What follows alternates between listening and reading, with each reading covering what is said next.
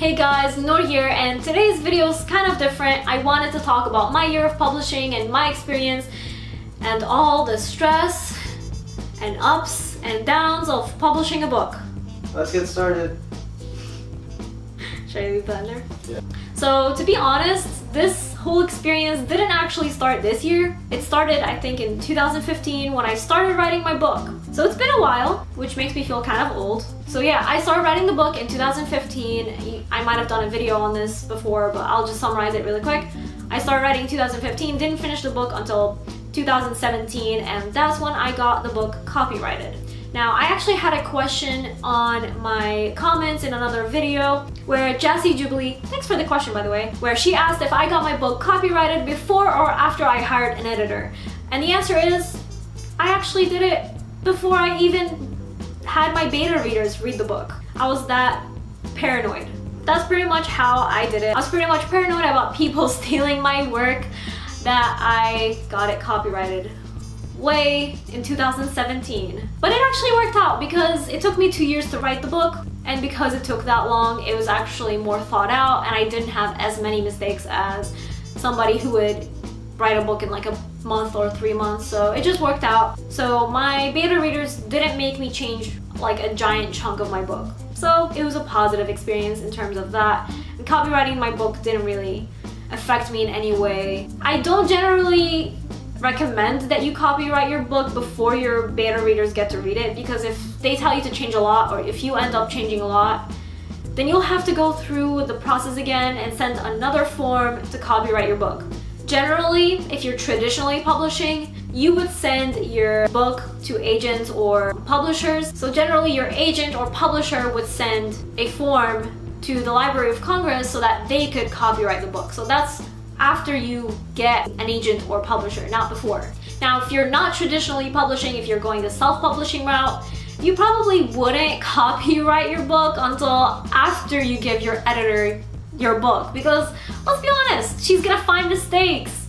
She's going to tell you to change chapters, especially if they're doing a developmental edit of your book and they're going to change a chapter or a character, and you don't want to have to copyright that twice. Because let's be honest, that's what happens if you need to copyright your book and you've made an entire change of it, then you have to copyright it again. Luckily for me, I didn't end up making that many changes, so I didn't need to send the copyright form twice, so I survived that. So that was 2017, and then I kind of just put my book on the back burner for like 2018, I think. So in 2018, I was like, I need to start publishing this book, and that's when I started looking for editors, cover designers, all that shindig. And let me be clear, it's not an easy process, but it's not really a complicated process. It can be done, it just needs some research. So if you're looking for an editor or cover designer, just do some research. I actually started with editors first, and the way I searched for an editor, I went on the freelancers. The editor's freelance. Editor freelance. The editorial fleet. Fleet? I can't say this sentence. Okay, here we go. It's the Editorial Freelancers Association. .com. I think it's a .com. Just do a Google search, you'll find it. You'll find it. So I went there and I looked for a fantasy or fiction editor, one of those. And basically I just looked through their list. And obviously there's thousands in there. So I didn't look through all thousands. So please don't look through all thousands. That's insane. Hey, don't tell them what to do. I will tell them what to do. But I did go through at least 20 or so, and honestly, for the most part, they're all pretty great. However, I wanted to find the one that was perfect for me and my writing style. And so what I did was I compiled the top 10 of my favorites. Basically, I read their bio and saw like other books that they've worked on, and if they worked on fantasy, that was perfect because my book is a fantasy. Obviously, if they've only done nonfiction, then they basically don't work for me. Excellent sentence. Now, I actually have a video coming up on how to get an editor and that video will come out in a few weeks, but I'll just summarize a few of the things that I did to get an editor. So basically, I emailed my top 10 favorites from the research that I did. I asked them for samples. I basically explained what my book is about and when it'll be published, and gave them a deadline to work with. So they had several months. It wasn't like, you have 1 week, you gotta do this, because obviously that's really stupid. But I got several responses back. I read their samples, saw which one I liked, saw which ones I didn't like, and let me be honest, there were some I really did not like. So I did get a few terrible samples where I think 1 or 2 editors were making like radical edits where their edits didn't really affect the quality of the story, it just changed the meaning of the story. So I felt like they were trying to show off the number of edits they could make rather than improve the quality of my book. And on top of that, they were way out of my budget. Like, they were way out of anyone's budget. They were just charging way too much. So those didn't really understand what my book was, and that wasn't what I needed. The majority of the ones that I did enjoy, they were more realistic with their prices and they gave me decent edits. I picked from those and I kind of just ignored the ones that were way overpriced for no reason. From the ones that were decent, I went with the one that really suited my writing style. Basically, she made changes, but those changes didn't make it sound like it's her book. It still sounded like my writing voice. I don't know how she does it. I swear, it's like sorcery. She's a magician. She is my holy grail. Now, obviously, my editor might not be your perfect editor. Everybody has a different style. But for me, she just fit my writing voice, my writing style. She understood the story. She was super passionate. She was super passionate about my book. She fell in love with the idea in the first email, and she was like, I would love to work with you. I hope that we are a perfect match and that you like me as much as I like you. And I was like, yeah, of course I like you. You're perfect. You're within my budget. Great work. You're excited about my book, baby. So I'm excited about you. So it worked out. It was amazing. I also hired a proofreader who is basically an editor in her own right, but she was mainly for the proofreading. She was also awesome. Really reasonable budget price, and her work is amazing. They were both fantastic, and either one was just perfect for the job. Now, from editorial work, I went on into booking my cover designer. And that one is actually easy. I hired 8 little pages. After watching one of Jenna Moressi's videos, she recommended them. They did her cover for The Savior's Champion, and it was so amazing that I was immediately sold.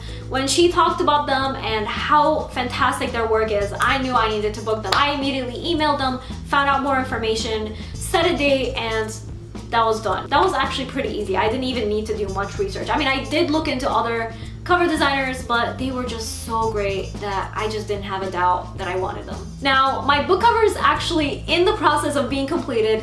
8 little pages is finishing it up, so hopefully this week or next week by the time you guys see this video, it would have been already completed. Today, now that the day I'm filming, which is 2 weeks ago for you guys, or 3 weeks ago, I don't know when this video is coming out, but let's say 2 weeks. 2 weeks ago for you guys, that's when my book cover is completed. For me, it hasn't been completed yet. It should be completed this week or so. For you guys, it was 2 weeks ago. I'm talking to you from the past. But from what I've seen of the cover so far, it looks amazing. I can't wait for it to be finalized and for me to see the full art of it and just the interior design, and just it's going to look amazing. I'm excited. So that pretty much covers the editing process, the cover design process, The cover design. the cover design process, and basically me writing the book and copywriting it, all that shindig. But now let's talk about the real stuff. Thank you, NASCAR. That's the real stuff. That's the real stuff. That's exactly what it was. NASCAR 2020? Yep. Have you ever seen a NASCAR race? No. Me neither. Can we go? It's Sure. not fun. The real stuff, like the actual real stuff, is the stress of publishing a book. Now, I used to watch all these other authors talk about how stressed they were right before they published their book, and I was like, why? You're publishing a book. It's exciting. Here comes NASCAR again. No, they're publishing a book. It's an exciting time. Why are they so stressed? It's amazing. Like, everything's working out. People are about to read their book. And then I started the publishing process of my book. wow, I was wrong, like completely wrong. Like, it's stressful. It's not really fun. Well, it's kind of fun, but stressful. High anxiety. You never know if things are working out. You never know if you're messing up. And you're always wondering if you're gonna make the deadlines. And it's been an entire year of stress. I mean, juggling publishing with writing another book, with social media, with YouTube, with a day job, it's just a mess. Let's be honest, it's just a mess. But I've survived, and my book actually comes, or my book doesn't come out. My book goes on pre-sale next week. So it's the light at the end of the tunnel. You guys will get to see the cover, you guys will get to see the cover art. I just said that twice, I don't know why. Ignore me, don't ignore me. Maybe ignore me a little. But you guys will also see the book trailer that we've made, me and Michael. And actually, I didn't do much. I didn't do much in it, let's be honest. Yeah, that was all me. It was all him. That was all me. I helped with the script. You watched me on Skype. I helped with the script. I helped create the script. But he did everything else. We commissioned a character artist who did all the beautiful art for my book. Not the book itself, but like the character art. And then Michael went ahead and animated the art. I don't know how he did this. It's like some sorcery, some really weird wizard stuff going on. He's like the next Harry Potter. He animated pictures. Guys, Michael animated images. He took a flat image and animated the characters. They're moving. No, it's just After Effects. They are moving people. I don't know how. There's also voice acting. There's voice acting. It's an animated book trailer, guys. I'm so excited. It's the light at the end of the tunnel. That's what I'm looking forward to. I definitely encourage you guys to check into my video next week on Tuesday, because it's gonna be so amazing, and I can't wait for you guys to see all the hard work Michael put into this and the hard work that I didn't really put into this, but that I was a part of. So, stressful year. I don't really know how to go into the stress of it. It's just when you know that your book is coming out and that people will read it and that they can judge it, and that finally after years of working on it, it's just going to be out in the world where you can't make any changes and this is it. It just kind of hits you, you know? It just hits you. So there's no way around that. That's the only stress I could talk about, because that's all there is behind it. Make sure you guys tune in next week so you can finally see the beautiful thing that we've worked on for the past few years, because it is amazing and I cannot wait.